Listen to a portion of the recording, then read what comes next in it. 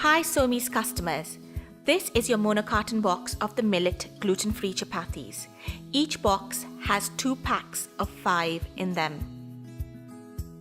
In each box you will find easy to make instructions.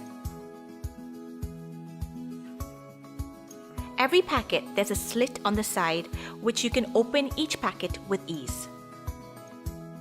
Once you open your packet, always remember you need to place these semi-cooked chapatis on a hot pan.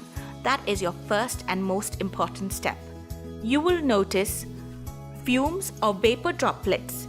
Then you know your pan is ready and hot enough to place your chapatis.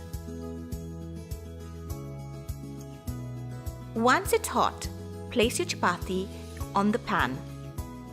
All you need to do is to heat these chapatis for 30 to 60 seconds on each side. You can choose to add a bit of oil or ghee to your chapati.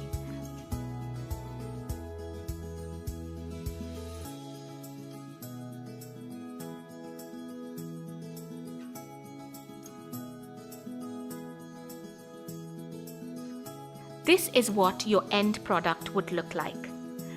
You could roll it or enjoy it with a curry of your choice.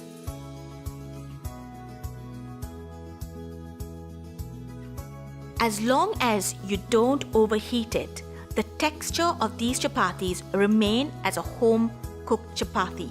They are as soft and can be enjoyed. All you need to do is heat them, remember, for 30 to 60 seconds.